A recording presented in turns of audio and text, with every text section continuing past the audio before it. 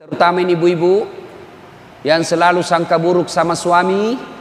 Hei, bu, hei, ibu pikir gampang jadi suami? Bu, hei, siapa cari nafkah? Suami. Siapa yang nikahi ibu? Suami. Siapa yang cicil rumah? Kalau ibu tidak sholat, siapa yang tanggung dosanya? Suami. Ibu tidak pakai jilbab, siapa yang tanggung dosanya? Ibu tidak puasa Ramadan, siapa yang tanggung suaminya? Siapa yang tanggung dosanya? Suami. Semua ditanggung oleh suami. Lalu apa kerjanya istri? Apa kerjanya istri? Woi!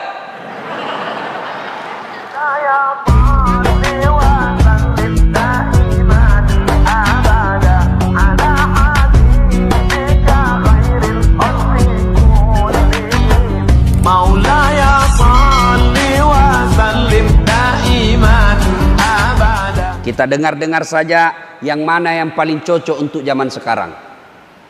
Ya. Satu. Nabi waktu usia belasan tahun, beliau jalan. Ya. Jalan. Tersingkap jubahnya. Kelihatan betis. Karena dulu belum ada celana panjang, Pak. Tidak ada, apalagi zaman sekarang. Celananya anak-anak bingung saya lihat, Pak. Kecil betul di bawah. Sampai anak mahasiswa saya pakai sini dulu dek. Bagaimana caramu kasih masuk itu celanamu? Dia bilang ini dikasih plastik Pak Ustadz. Bah repotnya. Jadi kalau kau mau pup tidak dapat plastik, apa repotlah kau.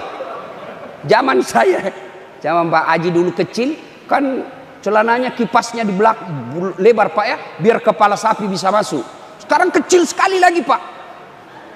Nah pada zaman Nabi tidak ada celana panjang. Beliau jalan tersingkap roknya, gamisnya kelihatan betis. Bagaimana reaksi Nabi kelihatan betisnya? Bagaimana reaksi Nabi? Merah muka dan telinganya, malu dilihat betisnya. Remaja, lelaki, malu kelihatan betisnya. Bagaimana kita sekarang? Wih, ngeri Pak. Bukan lagi bukan ditiup angin, sengaja dia buka. Coba lihat pakaian anak gadis sekarang, bingung saya lihat Pak. Saya pergi ke Plaza Indonesia, tipis, kainnya kecil, mahal. Tipis, kainnya pun sedikit, mahal betul. Yang tebal kainnya, panjang pula, murah. Tapi mana dia pakai, dia beli anak-anak gadis kita? Yang tipis, transparan, menderita kita. Coba lihat ini, rasa malu sudah mulai hilang. Zaman kita dulu, waktu saya masih sekolah kecil-kecil di kampung, ada cewek yang lewat, orang berkata, siapa anak itu? Wih, pemalu betul. Kenapa? Kan dulu belum ada jilbab. Kenapa? Wih, dua sarung. Sarung di atas, sarung di bawah. Mukanya aja yang kelihatan. Dan saya masih ingat waktu saya sekolah, itu teman-teman perempuan kan belum pakai jilbab. Kalau jatuh ballpointnya dia mau pungut, dia pegang dulu sini Pak. Dia pegang sini, baru dia pegang sini, baru dia tunduk. Perempuan zaman dulu karena dilarang pakai jilbab dulu. Sekarang Pak, bukannya dia pegang, malah dia buka. Sengaja jalan. Jangan ketawa cewek. Baju anak-anak kita sekarang yang di atas turun ke bawah. Yang di bawah naik ke atas. Ketemu di tengah. Tipis, kecil. Begitu duduk kelihatan celana sini. Na'udzubillah min dzalik. Inilah umatnya Rasulullah sekarang. Berarti kalau kita cinta kepada Rasul, mari tanamkan rasa malu, karena malu adalah pakaian orang bertakwa. Malu dong kalau sudah haji tidak pernah kelihatan berjamaah di masjid. Malu dong kalau kita sudah dipercaya menjadi takmir masjid tidak pernah kelihatan di masjid. Malu dong kalau sudah dibayar oleh negara menjadi pegawai negeri tapi malas masuk kantor. Malu dong menjadi wanita muslimah tapi pakaiannya tidak senonoh. Itu namanya cinta kepada Nabi, menanamkan rasa malu. Sekarang rasa malu Pak mulai hilang. Dan demi Allah, kalau manusia sudah tidak punya rasa malu Pak, mereka lebih hina dari binatang, kata Al-Quran. Adik-adik, tahu kambing? Tahu kambing? Tahu kambing? Ada yang pakai baju? Ada pakai celana dalam? Enggak ada. Tapi itu kambing, kalau dia nakal, jual, laku 2-3 juta. Ternyata sampai di pasar tidak ada yang mau beli itu kambing. Bawa pulang, kita potong. Dagingnya sate Madura, tulangnya sop konro di Makassar, pipinya sop pipi, ekornya sop buntut, kakinya sop kikil, matanya sop mata, otaknya otak-otak, semua dipakai. Kulitnya jadi perhiasan, tanduknya jadi perhiasan, semua dipakai. Kambing, kalau dia nakal, jual. Tidak ada yang beli, potong. Tapi kalau ada perempuan, tidak ada rasa malunya, jelek juga mukanya, bau keteknya, belem-belem juga, diapain? Diapain? Potong. Siapa yang mau makan? Jual, bikin repot. Coba, ayo. Itulah sebabnya perbedaan kita dengan binatang, karena kita punya rasa malu. Kalau manusia sudah tidak punya rasa malu, maka mereka lebih hina dari binatang. Malu dong. Mobil dinas plat merah dipakai bawa undangan pengantin. Tuh. Coba kita sekarang rasa malu mulai tipis. Kalau kita cinta kepada Rasulullah, tanamkan rasa malu. Yang kedua, Nabi usia 36 tahun. Belum lagi jadi Rasul. Di Makkah terjadi konflik. Apa sumber konfliknya? Ka'bah dipugar. Kemudian mau diletakkan kembali Hajar Aswad. Konfliklah 4 suku di Makkah. Kata yang suku pertama, kami lebih berhak meletakkan Hajar Aswad. Kata yang satu, kami lebih berhak. Ya, anggaplah kira-kira kalau di komplek ini orang Jawa berkata kami lebih berhak, orang Sunda berkata kami lebih berhak, orang Padang berkata kami lebih berhak, datang pula orang Bugis kami lebih berhak. Bertengkar berhari-hari tidak ada keputusan. Akhirnya Abu Jahal berkata, saudara-saudara sekalian, daripada kita ribut, kita tunggu saja besok. Siapa yang paling awal besok muncul di pintu, dialah yang kita tuju. Gimana? Setuju? Setuju. Oke, bubar. Tunggu besok. Tunggu, muncul. Siapa orang pertama yang muncul di pintu itu? Siapa? Dialah Al-Amin, Muhammad. Waktu itu belum jadi Rasul. Oh Muhammad, cocok sudah ini sudah ini. Betul ini, sudah bagus ini. Kalian setuju? Setuju. Kenapa? Muhammad diberi gelar Al-Amin, yang terpercaya. Kira-kira di Indonesia ada enggak sarjana dikasih gelar Al-Amin? Ada? Ada enggak bapak-bapak di sini yang rajin sholat jamaah di masjid sudah dikasih gelar Al-Amin sampean? Ada? Gak ada, Pak. Rasul zaman itu diberi Al-Amin 36 tahun. Lalu berkatalah Abu Jahal, Muhammad, kami ini berselisih paham. Kami mau letakkan ini. Siapa yang kau tunjuk untuk meletakkan Hajar Aswad? Kata Nabi begini. Nabi ambil serban. Adik-adik tahu serban? Tahu? Berapa jumlahnya sudut serban? Berapa? 4. Berapa orang bertengkar? 4. 4 sudut, 4 suku yang bertengkar. Lalu Nabi berkata, daripada sampean ribut semua, mari pegang sudut masing-masing. Oke, setuju? Setuju. Hajar Aswad kita letakkan, angkat bareng-bareng. Setuju? Setuju. Oke, mari angkat sama-sama. Sudah sampai, ayo pegang masing-masing, letakkan masing-masing, pegang semua. Selesai masalahnya beliau.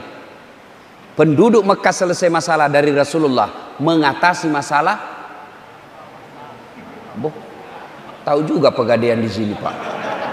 Mengatasi masalah tanpa masalah, selesai. Arti hikmahnya bahwa ibu sekalian, ternyata kalau mau sukses, modal pertama terpercaya. Maka ibu bapak, kalau bapak ibu mau punya anak yang menjadi sukses, menjadi pemimpin yang hebat, yang pertama tanamkan ke anak-anak kita, dia bisa dipercaya. Tapi mendapat pemimpin yang bisa dipercaya sekarang di Indonesia, Pak, susah betul. Ngomongnya bagus ketika mau dicoblos. Coba lihat caleg-caleg itu, Pak, waktu mau dicoblos, tiap hari ke warung kopi senyum, Pak. Biar tidak kenal senyum juga. Bagi-bagi kartu nama, pilih saya, sama-sama kita. Ini kartu nama saya, ada masalahmu, telepon saya 24 jam, hubungi saya. Begitu terpilih, dia ganti nomor HP-nya. Banyak kan yang begitu. Bagus betul, keluar masuk lorong, keluar masuk got, keluar masuk masjid. Sebelum dipilih, setelah dipilih, tidak pernah lagi muncul. Ada begitu? Ada begitu? Kau salah, kenapa kau pilih? Nah, sekarang kalau mau berhasil anak-anak kita, tanamkan kejujuran. Setelah kejujuran, tidak cukup hanya jujur, tapi harus didukung lagi oleh kecerdasan. Rasulullah berhasil menyelesaikan konflik tadi karena selain beliau jujur, juga beliau cerdas. Maka adik-adik sekalian ini yang masih muda-muda, belajar deh. Belajar. Ayat pertama turun apa? Ayat pertama turun apa? Iqra. Bukan perintah puasa, bukan perintah haji, bukan perintah sholat, tapi ayat pertama turun apa? Iqra, perintah untuk membaca. Maka adik-adik sekalian, belajar. Kalau kita menjadi umat yang bodoh, gampang kita diadu domba. Kalau kita menjadi umat yang bodoh, gampang kita termakan pencitraan.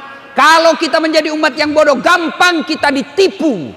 Tapi kalau Bapak Ibu cerdas, kita bisa tahu, oh ini pembohong, oh ini tukang tipu, ini pencitraan. Maka kalau mau sukses harus punya ilmu.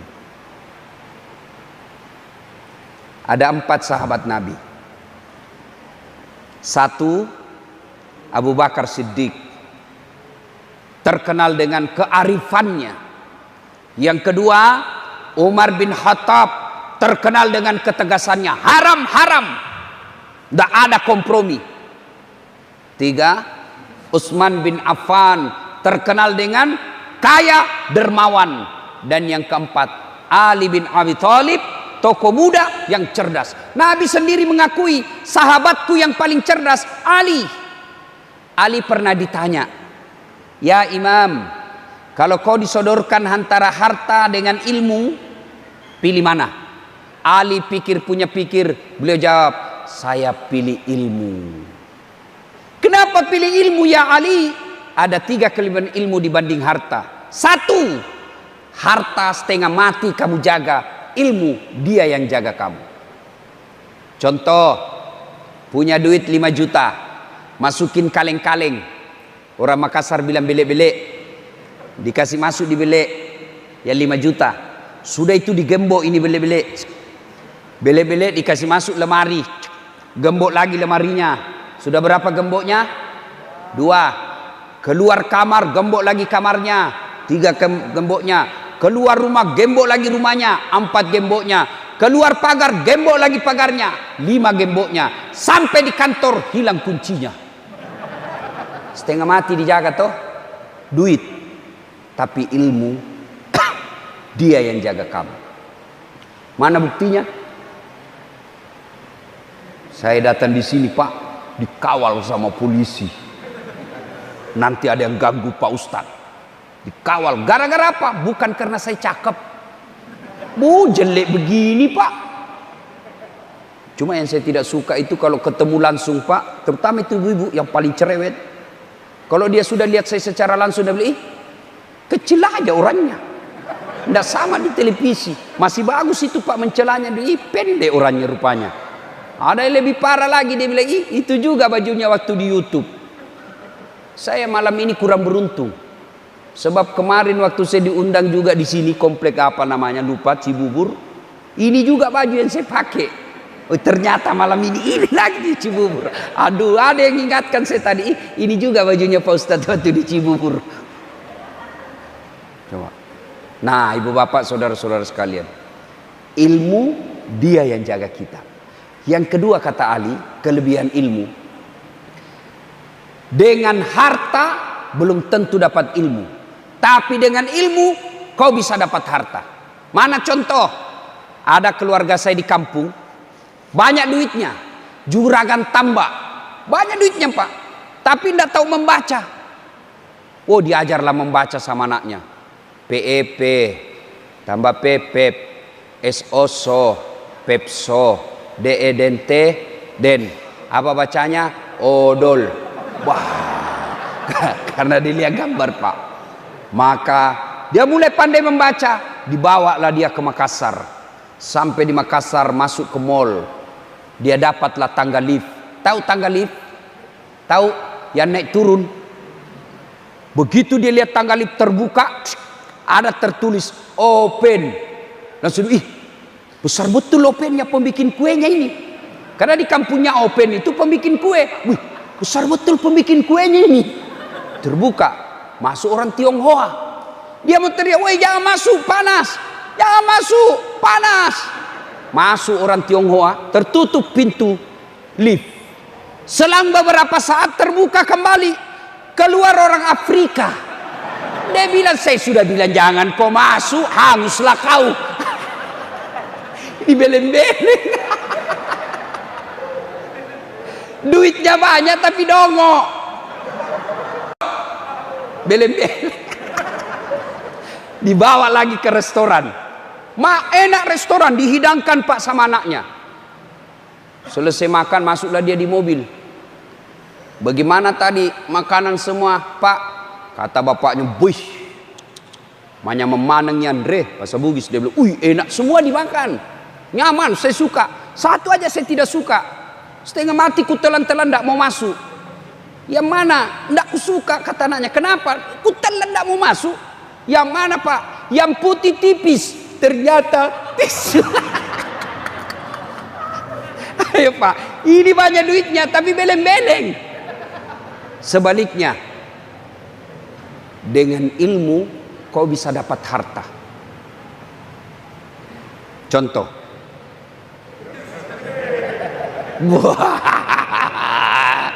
bapak-bapak pernah pergi umroh?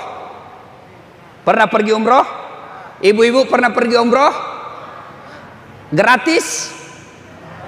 Hah? Gratis? Bayar?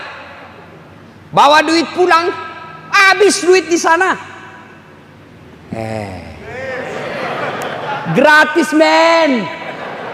Hebatnya lagi pulang bawa uang. Sudah gratis, dikasih bintang 5, dikawal, pulang bawa duit. Gara-gara apa? Cakep? Bukan. Gara-gara apa? Ilmu. Coba, orang sekarang bingung Pak, mahal tiket. Saya tidak pernah bingung soal tiket. Kenapa? Bukan saya beli. Siapa yang beli? Panitia. Maka adik-adik sekalian, belajar kalian. Belajar. Dengan ilmu bisa dapat harta. Yang ketiga, kelebihan ilmu kata Ali. Harta kasih orang berkurang. Ilmu kasih orang nambah. Saya punya duit 5 juta, saya berikan kawan saya 3 juta. Duit saya tinggal lagi menjadi 2 juta. Tapi kalau saya tahu Al-Fatihah, saya ajarkan kepada anak santri, tambah ilmu saya. Namanya amal jariah. Maka adik-adik belajar. Ustadz, orang tua saya miskin, orang tuamu miskin, Allah maha kaya. Coba lihat, itu gelarnya Pak Ustadz, banyak betul kan? 5 Pak. Doktor Dasat Latif, SSOS, Sarjana Sosial, SAG, Sarjana Agama, MSI, Master Science, PhD, Philosophy of Doctor. Bapak saya petani penggarap. Tidak masuk akal bisa sekolah tinggi-tinggi. Tidak masuk akal. Tapi bapak saya selalu bilang begini, nak, kau sekolah. Bapakmu miskin, tapi Tuhanmu kaya. Biar bapakmu miskin, kalau Allah tidak tolong kamu, tidak bisa kau selesai.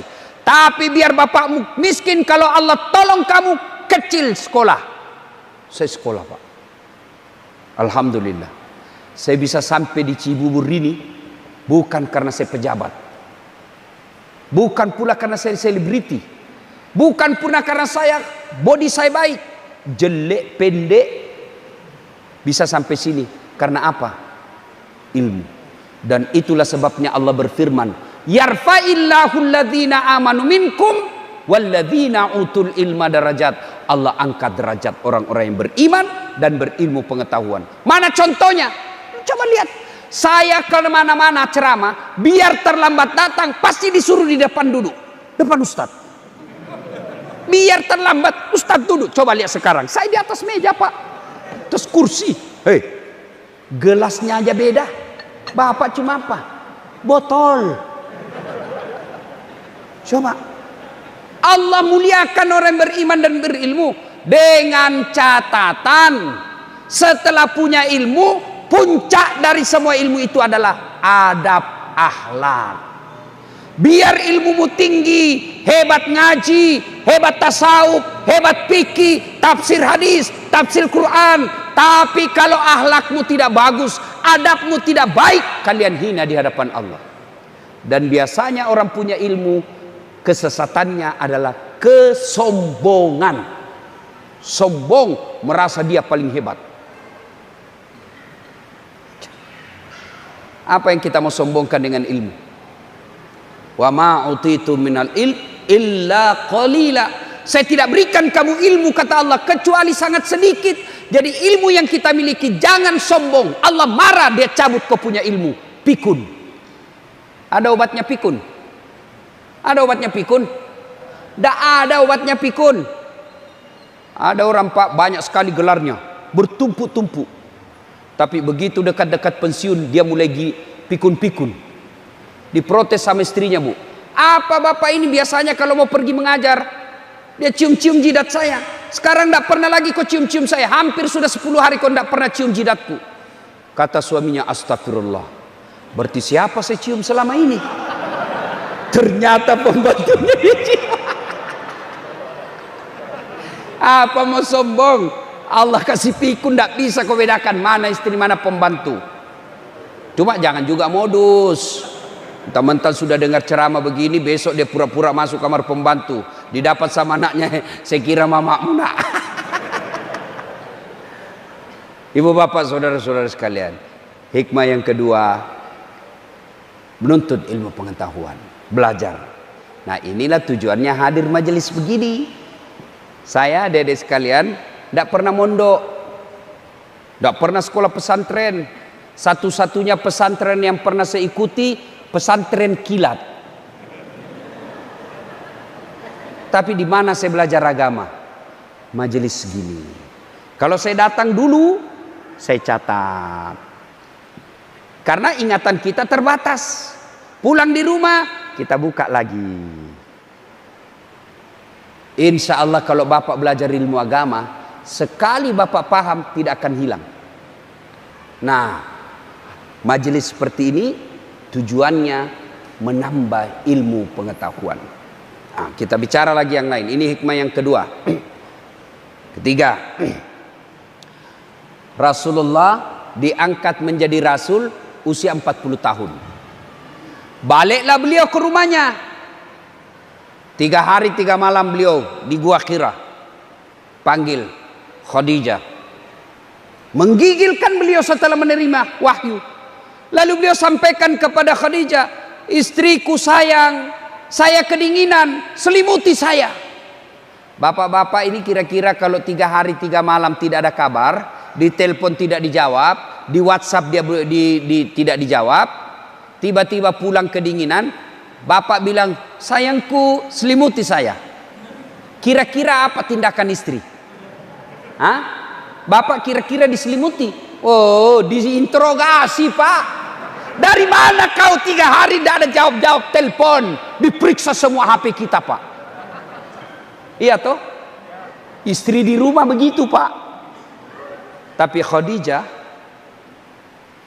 apa kata Khadijah ketika Rasul katakan, selimuti saya, kedinginan saya? Khadijah menjawab, sami'na wa ata'na.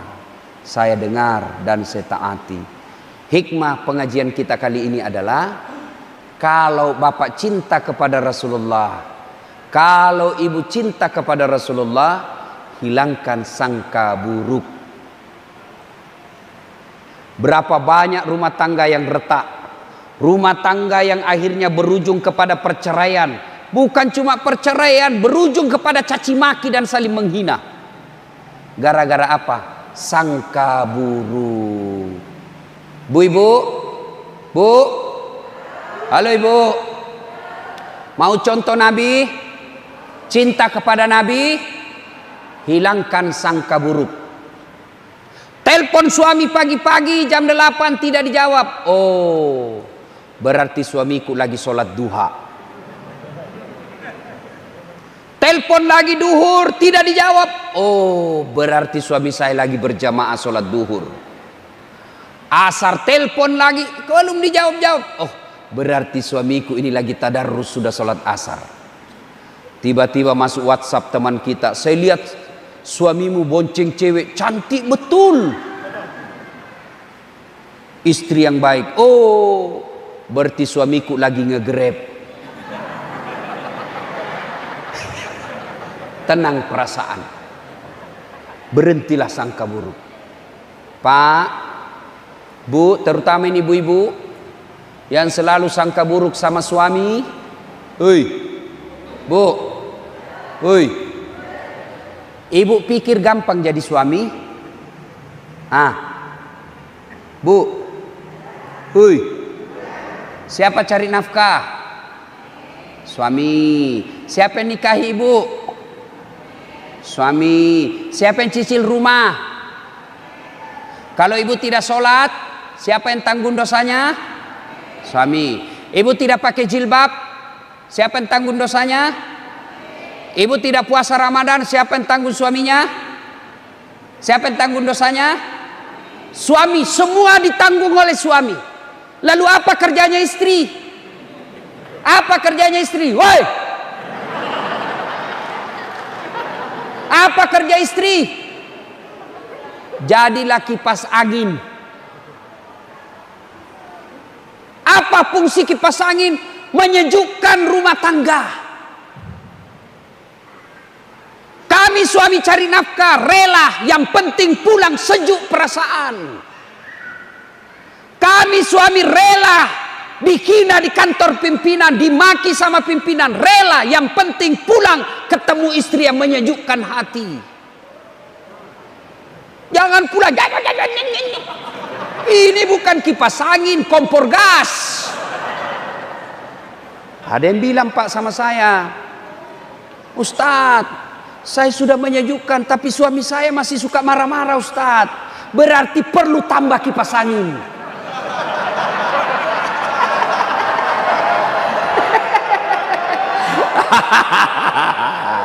Coba itu